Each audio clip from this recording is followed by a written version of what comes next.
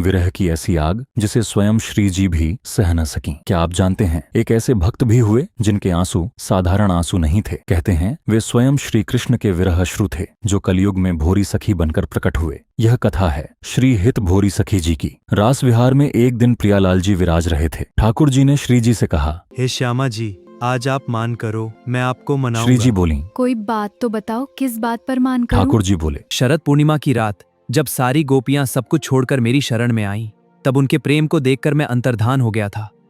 आप उसी बात पर मान कर लो। श्री जी ने नेत्र बंद किए और जब उन्होंने प्रत्येक गोपी के हृदय में झांककर उनका विरह, उनका रोना, उनका वन वन भटकना देखा तो उनका मान इतना बढ़ा कि वह मान भी विरह बन गया। श्री जी उठी और सघन वन में अंतर्धान हो गईं। अब ठाकुर जी उन्हें ढूंढने लगे। हे किशोरी जी, हे राधे, हे करुणामयी, मेरी सुध लीजिए। जिस तरह गोपियां श्याम सुंदर को वृक्षों, लताओं और पक्षियों से पूछती थीं, वैसे ही अब श्याम सुंदर ब्रज में पूछ रहे थे, मेरी श्यामा कहाँ गईं? मेरी लाडली कहाँ चली गईं? भ्रमण करते करते जब ठाकुर जी हार गए तो एक सघन वन में बैठ गए। श्री जी के विरह की पीड़ा उनके हृदय से उठी और नेत्रों से अश्रु बनकर बहने लगी। जैसे ही वे अश्रु पृथ्वी पर गिरे, पूरी पृथ्वी उष्ण हो गई। वह उष्णता यमुना तक पहुंची। यमुना उष्ण हो गई और धीरे धीरे पूरा ब्रह्मांड उस विरह से तपने लगा। कहते हैं वही श्री कृष्ण के विरह अश्रु कलयुग में भोरी सखी बनकर प्रकट हुए। भोरी सखी का जन्म ब्राह्मण कुल में हुआ। बचपन का नाम पड़ा भोलानाथ।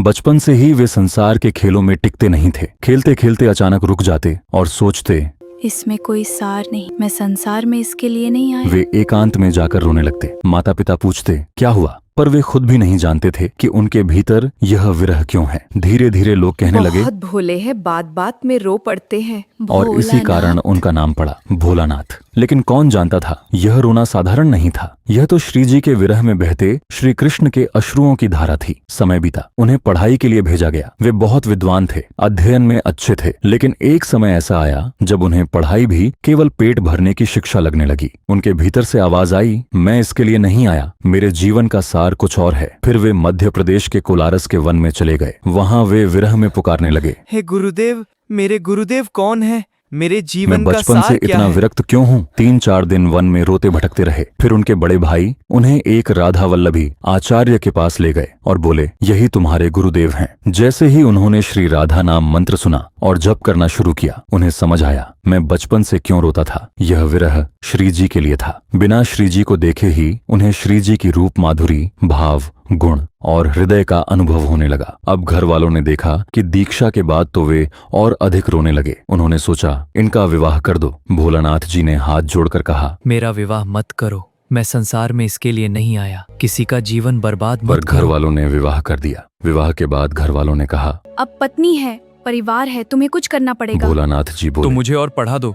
उन्होंने वकालत पढ़ी, वकील बने, लेकिन जिनका चित्त ठाकुर जी ने हर लिया हो वे संसार का न्याय कैसे करें। एक बार मुवक्किल ने कहा, हत्या मैंने की है, पर तुम मुझे भोलानाथ जी बचाना। अदालत में खड़े होकर बोले। जज साहब, हत्या इन्होंने ही की है, लेकिन इन्हें छोड़ दीजिए। लोग हैरान रह गए। घर वाले समझाते। भोला, तू वकालत क्यों करता है? तू तो अपने ही लोगों को फंसा देता है। भोलानाथ जी बोले। मुझसे यह नहीं होगा, मुझे वृंदावन जाने लेकिन दो। घर वाले कहते। पत्नी का पालन कौन करेगा? पुत्र का पालन कौन करेगा? भोलानाथ जी भीतर से टूटते जाते। एक ओर परिवार, दूसरी ओर वृंदावन का विरह। वे सूर्य को प्रणाम करते और कहते, हे सूर्य नारायण, कल मुझे वृंदावन का मार्ग दिखा देना। रात को चंद्रमा देखकर रोते। हे चंद्रमा, तुम गोपियों को कृष्ण से मिलाते हो, मुझे मेरी प्रिया जी से क्यों नहीं मिलाते? उनकी पुकार थी। हे श्यामा जी, अब कृपा करो, मुझे वृंदावन पहुंचा दो। फिर प्रारब्ध का एक कठोर समय आया। एक बीमारी फैली। उनकी पत्नी और पुत्र दोनों उसी बीमारी में चल बसे। संस्कार के बाद भोलानाथ जी ने माता पिता से कहा, अब मुझे आज्ञा दीजिए। पत्नी का विरह है, पुत्र का विरह है, और वृंदावन का विरह तो बचपन से है। अब मैं जाना चाहता हूँ। और अंततः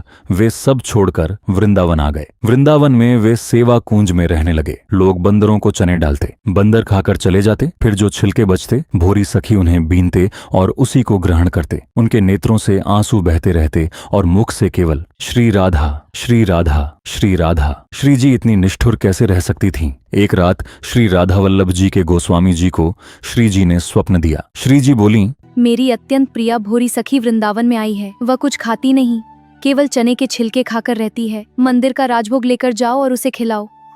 गोस्वामी जी अत्यंत प्रसन्न हुए। वे थाल लेकर पहुंचे। उन्होंने कहा, भोरी सखी। यह नाम सुनकर भोलानाथ जी चौंक गए। आपको कैसे पता कि मैं भोरी सखी हूँ? गोस्वामी जी बोले। श्री जी ने बताया यह है। सुनकर भोरी सखी और तेज रोने लगे। राजभोग देखकर बोले, हे प्रिया जी, आपने मेरे पेट की सुध तो पूछ ली, पर मेरे हृदय की बात क्यों नहीं पूछी? क्या मैं भोजन के लिए वृंदावन आया हूँ? घर पर भी भोजन मिल रहा था।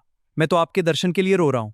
मेरी आंखों से आंसू क्यों बहते हैं? मेरा कंठ क्यों रुकता है? मेरी रातें क्यों नहीं कटती? यह आपने क्यों नहीं पूछा? यह आपने क्यों नहीं पूछा? गोस्वामी जी स्तब्ध रह गए। भोरी सखी ने थोड़ी सी प्रसादी ली और कहा, बाकी थाल यमुना जी में प्रवाहित कर देना। फिर अब बोले, तो यह चने के छिलके भी छोड़ने पड़ेंगे, तभी प्रिया जी को मेरी हृदय व्यथा समझ आएगी। धीरे श्री धीरे राधा, भोरी सखी श्री की ख्याति राधा। फैल गई। लोग समझ गए ये कोई साधारण विरक्त नहीं।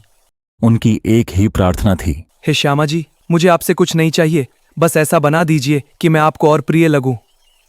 एक दिन वे श्री राधा वल्लभ जी के दर्शन करने गए। उस दिन होली का उत्सव था। वे खंभे से टिककर दर्शन में ऐसे डूबे कि अपनी सुध ही भूल गए। तभी पिचकारी की धार उनके कान में ऐसी लगी कि कान का पर्दा फट गया, रक्त बहने लगा। लोगों ने बताया, भोलानाथ जी, आपके कान से खून निकल रहा है। वे बोले। मुझे कुछ दर्द नहीं। धीरे धीरे घाव बढ़ गया, कान सूज गया, नीला पड़ गया, भीतर कीड़े तक पड़ गए। लोग रो पड़े। आपको पीड़ा नहीं होती? भोरी सखी बोले। प्रिया जी के मिलन विरह की पीड़ा के आगे ये शरीर की पीड़ा कुछ भी नहीं है। लोग उन्हें वैद्य के पास मथुरा ले गए। वैद्य ने कहा, ऑपरेशन आगरा में होगा। यह सुनते ही भोरी सखी रो पड़े। मुझे वृंदावन से बाहर मत ले जाओ, बड़ी मुश्किल से वृंदावन मिला है, जो करना है यही करो। डॉक्टर ने कहा, ऑपरेशन बहुत कठिन है, कान काटना पड़ेगा, सफाई करनी पड़ेगी, दर्द होगा, इंजेक्शन लगाना पड़ेगा। भोरी सखी बोले। इंजेक्शन की जरूरत नहीं, बस ऑपरेशन से आधा घंटा पहले बता देना।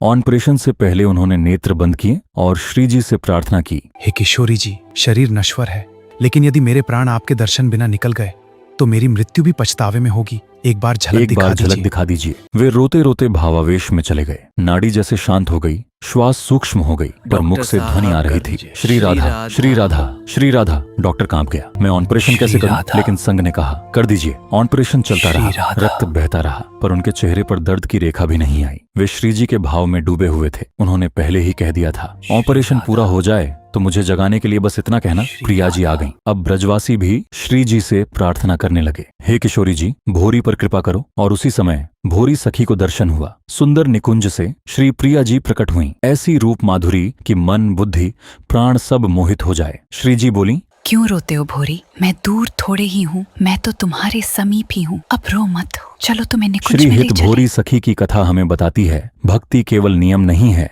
भक्ति केवल भोजन, व्रत, पूजा या बाहरी साधन नहीं है। सच्ची भक्ति वह है जहाँ हृदय श्री जी के विरह में पिघल जाए, जहाँ शरीर की पीड़ा भी छोटी लगने लगे, जहाँ भक्त कहे, मुझे कुछ नहीं चाहिए, बस मैं आपको प्रिय लगूं। और जब ऐसी पुकार हृदय से उठती है तो श्री जी स्वयं कहती हैं, मैं दूर नहीं, मैं तेरे पास ही हूँ।